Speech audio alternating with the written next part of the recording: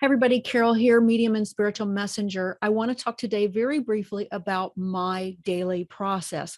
Now, I get asked sometimes by other individuals, well, what is it you do on a daily basis that keeps you connected with spirit, that keeps you in your intuitive flow? And so I want to talk about just a couple of things that I do on a daily basis to keep me engaged.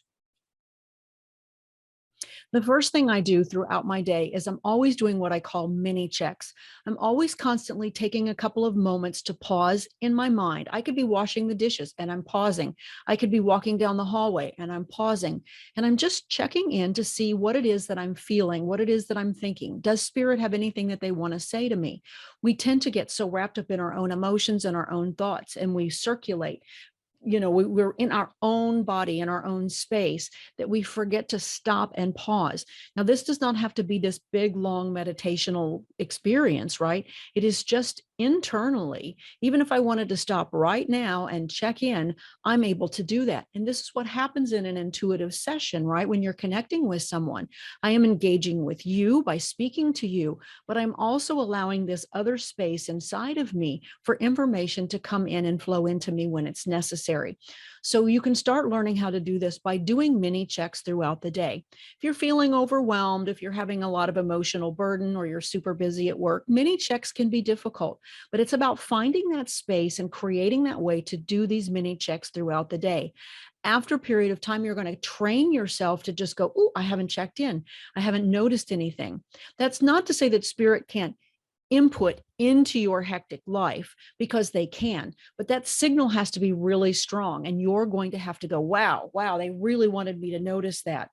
But if we step back and do these mini checks and again, I'm probably doing them, every 10, 15 minutes, easy, if not more, of just kind of checking in and seeing if there's anything in the background that I need to pay attention to. When we begin to do that, it makes it easier for spirit to connect with us. Because one of the daily lessons that came through this week that hasn't been posted yet is we have to make space. This was also a huge part of the channeled lesson from last week, and I'll put a link to that down in the show notes. We have to make space. Now, this doesn't mean you have to sit down and do this long type of session, right? Mini checks are a great way to begin to do that. And you're probably saying to yourself, well, I don't really know what that looks like, or I don't really know what that feels like. You're just going to have to slow everything down for just a little bit and just check in with your body is a great way to start. How's my body feeling? Am I tense? What thoughts are coming into my mind? And I'm not talking about thinking, I'm talking about allowing, right? This is a very passive process, in the sense that everything just kind of stops and you're taking a couple of moments and you're allowing and inviting spirit to put some type of an insight or a feeling into you. It may just be calming your body down, especially if you're emotionally tumultuous at the time. Sometimes they can just affect you at the energetic level. It doesn't have to be an informational transfer. It can be an energetic transfer. And you may feel this sense of calm, or this, I know for me, sometimes it's a case of, wow, I really need to slow my pace down. And that becomes an insight. It can be one that we have ourselves, but it can also be inspired by spirit. So the mini checks are one of the things that I do throughout the day, and I've become practiced at it. And it does take time, but you will begin to learn to connect with your intuitive self more, to embrace the spiritual side of things, because I think these intuitive and spiritual connections are interconnected, right? They come together. And so that's one option. So let's talk about my second process. My second process is most definitely a lot longer. It is something that I do in the evening because my day is winding down. For me, I've tried doing it in the morning, and I tend to find myself getting antsy about needing to get my day started. So for me, evening is the best time. You need to find a time that works for you and that you're willing to set aside and dedicate. I think this is really important, not just for you, but you're making a commitment to spirit, to your loved ones, to the divine, to God, whatever it is that you want to connect with in your spiritual time. For me, it is a combination. It's a time for my loved ones that have transitioned. It is a time for my spiritual team to come forward. It is a time for spiritual teachers to come forward. And it is also a time for prayer and gratitude, and devotion is a really big word. Now, that seems really lengthy, and it doesn't have to be. Sometimes it's as simple as a 15-minute session, and I've had very long ones when lessons have come through for me that have lasted up to an hour. The point is you're making a commitment. You're making that commitment to spirit, and you're making that commitment to yourself. It's the same as you committing to take a shower every day or committing to go to work to every day. Start simple. Make it 10 minutes, make it 15 minutes, but make the commitment. I personally do Monday through Friday because my spouse is off on the weekends, and I want to be sure that I'm available to spend time and to be together on the weekends. You can choose days that work for you. Even if it's just once or twice a week, you're making that commitment to start a new habit. You are also committing to spirit, right? Or to God or to the divine. For me and my process, it is very important that I be of service, that I continue to grow and evolve, and that I use my work to be able to assist and help others. And I do this in a co-creative process with those in the spiritual realms. So I have to make a commitment to be there. It's no different than if you have a partnership or a friendship with someone here on earth. You make time for that person. You are committed to listening to what they have to say. You are committed to creating together and then manifesting something that's important. We all have a spiritual purpose in life. We all have something that we're here to do. You may not do spiritual work, but it will be backed spiritually if you are serving other human beings, if you're serving humanity, if you're serving your passion. Even if it's just making art or music, you're choosing to serve from a place of your passion, and you're going to be inspired on how to best do that so that it is uplifting and beneficial for others. This can still be a co-creative process. So don't think that it's always going to be about spirituality. It will be what it needs to look like for you. It will be spiritual based. It will benefit others. It will benefit you, and it will benefit the divine or God, right? It will have a purpose for everyone if you are in service. So when you make the commitment to connect with spirit and create from this space, regardless of what you're creating, you're allowing this relationship and this bonding to take place. I would not be capable of doing and learning at the pace that I learn if I did not make that commitment. And so we tend to say, well, I want to grow intuitively. I want to make my spiritual connections grow deeper. But if you're not creating the space for it, if you're not committing to developing the relationship, you can still grow, but the pace will be much slower. So when you make that commitment and that space, you'll move forward. So this is the reason that I do it, and I set aside time, and I do it in the evening. For me, I begin with a prayer that starts with gratitude. I believe that opening with gratitude and being thankful for everything that I have in my day sets the tone for the session. And this is my session I'm talking about, my commitment time. It is me and God, me and spirit that are connecting. I want to be grateful for what I've had, even if it's something as simple as I allowed myself to have a cookie, which I really never do, right? Or if the sun was shining, or I got to spend time watching a movie, whatever it is that's simple that you're grateful in the day. And I am verbal with these. I speak to myself. I am talking just as I am talking to you, because it helps me keep focus. If I'm doing it internally in my mind, because my mind runs very quickly, I tend to lose focus. If I am speaking out loud, I'm able to stay on track. So this is something that's important for me. You may not be able to speak out loud, or you may find that it works for you. Again, this is just the process that works for me. Immediately after gratitude, I move into what I call prayer. It is my time to connect directly with God and to ask for those things that are beneficial for others as well as for myself. I always start with others first, those that may need healing, people that I know are struggling with things. I pray for my home, for my spouse, my friends, my loved ones. I also pray for my city and my community, as well as the world. I do ask for prayers for myself, but that does not happen on a regular basis. I do believe that Spirit and God know what it is that we most need. They know our thoughts, they know our feelings, and they know what's in our best and highest good. However, there is a second part of that, in that we do need to ask. God will never violate our free will. This is the first power principle that we've been given, which is that of choice and free will. And so if they have something that they want to give us to ask us to do, so on and so forth, we need to be open, willing to those types of things. So it is important that you ask. I tend to ask for things that will bring me clarity, things that will move me in the direction so that I will know what I need to do. I ask for clarity in moving out perhaps an emotion or why that emotion is there. I will ask for healing in the form of helping me to be calm or to settle down, or to teach me how to stop being afraid or how to stop being angry, right? Those have been very big lessons for me moving through the political and social climate that we've been dealing with lately. These are the types of things that I pray for. I generally don't pray for a new car, but if my car was broken, I probably would ask to be guided into the direction that I needed to move. So if there are things that you really, really, truly need and they're important and relevant, you can certainly ask for those. I try to spend more time asking for others than I do for myself. At that point, I immediately move to a power word. If you're not familiar with what I mean by a power word, I'll put a quick link down to an exercise video where we talk about the power of words and how we can use those to transform, transmute, or harmonize our energy. I personally use peace because that was given to me by spirit, and I sit for just a moment in that state of peace once I've given gratitude and prayer. That is when I welcome whatever spirits are here that need to move forward to join me in space, and I become quiet until I start to hear or feel something internally.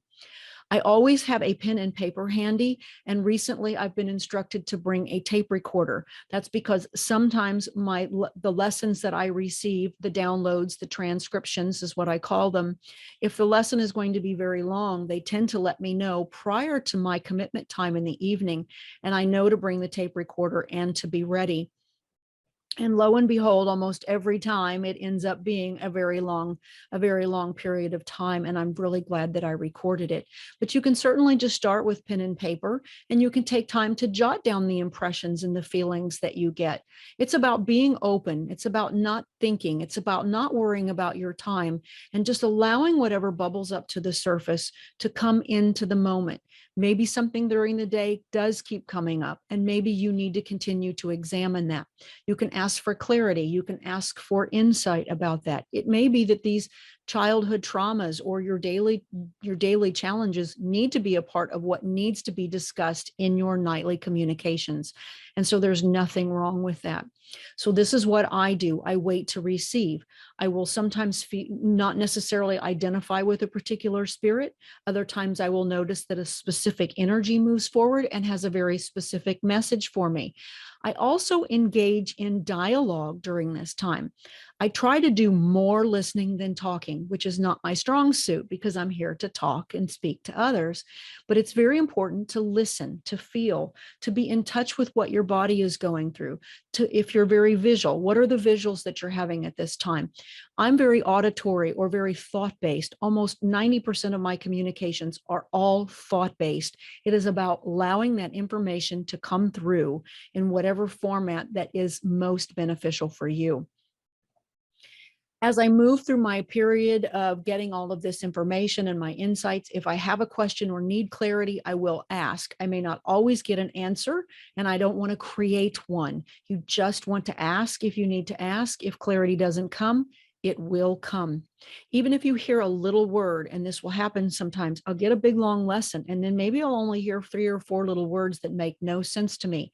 One of the things that you can do is you can look those words up. I'll do a search and I'll all of a sudden find, wow, this had meaning. I had no idea. Had a guide that came through one time and gave me a very specific name. I looked it up, and it was basically validating who he was and his presence in my life. And so this became a very validating piece of evidence for me, understanding that he was letting me know I am who I say I am. You're not making this up or imagining it. So sometimes those little words may seem very irrelevant. Write them down and don't dismiss them. They may also end up having relevance for you in the days to come. That's a very, very common one for me. Within a week or so, whatever it is that came up during my communication may start to evolve and become part of a deeper lesson. So the point is not to dismiss anything you're getting during your communication time. Write down as much as you can after or during. Sometimes I write immediately as I'm receiving it. It's whatever's best for you. If you want to have a tape recorder and record it, you can. If you go through the session, let's say 10 or 15 minutes, and you didn't write during it, I highly encourage you to make as many notes as you can immediately afterwards and to keep those organized. You may want to jot down the date and the time. I do that, the time, the date, the year, and then I actually type everything up the next day because often I'm being given lessons that take place over a period of weeks. So I'm very diligent. But again, this is a part of my work. This is not meant to be complicated for you. But if Spirit gives you something and then a week later they reference it, you might want to go, well, what was it that I didn't remember that? And I wish I would have written it down. So just have your own notebook handy. Date, time, how long you meditated for, and whatever notes came through, regardless of how silly they seem for you. And then the next day you grab the same notebook, make another jot for the date and time, and so on and so forth. And this way you will have a daily journal or a journal of each of your communication sessions. So that's the process. I always close out again with gratitude and thanks for the lessons, for the information. And then if there's anything else that I've forgotten, I basically close that up. The last thing that I do that I was actually received in a development circle is I close the circle with a sign for me. For me, I use the Catholic sign of the cross and I add a little kiss at the end. This is just something that I do. It helps to note and set the space. I've known other individuals that will set the space by lighting a candle and then blowing the candle or snuffing the candle when they're done. It's a personal preference. It really is up to you. Maybe you'll turn on a certain piece of music, and when the music goes off, you are opening and closing the space, opening and closing the space.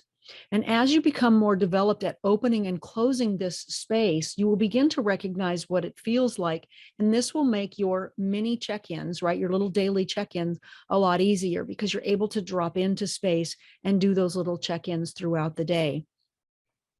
So I know that that may have seemed a little bit complicated, but I wanted to just kind of highlight exactly what it is that I do. All in all, it's really very simple. An average evening session for me is roughly about 30 minutes. That's super simple, and I make sure that I am making time for that. I plan that as a part of my evening prior to going to bed. I know that I'm going to shower. I know that I need to sit with Spirit and that I need to be prepared for that.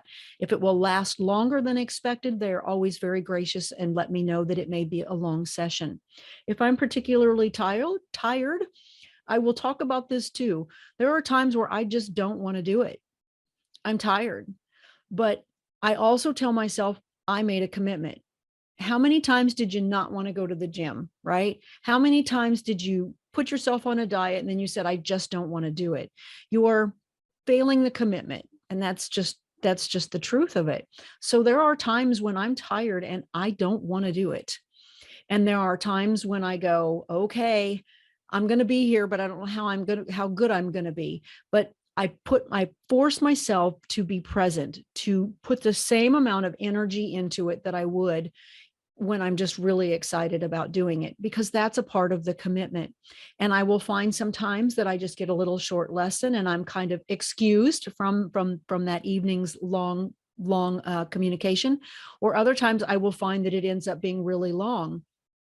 I had one particular case where they said, nope, it's going to be long tonight. And it was about getting me to stay in space, getting me to be part of that commitment. And so it is a training. You are training yourself to be present for Spirit and to make space. And this is where you're going to grow. This will be where Spirit trains and teaches you and guides you. It's really important that you give it that space. People say, well, I want to be intuitive. And so we want to have all these practice exercises and we want to do this and we want to do that and we want to do this. The biggest thing you can do to your intuitive expansion, to your psychic expansion, whatever vocabulary works for you, is being committed to connecting with Spirit, because ultimately that's where your highest form of reception is going to come from. So I think I've talked long enough. And if you have any questions, certainly feel free to ask, but that is really my daily process. So thanks for listening. And until next time, have a wonderful week. Bye-bye.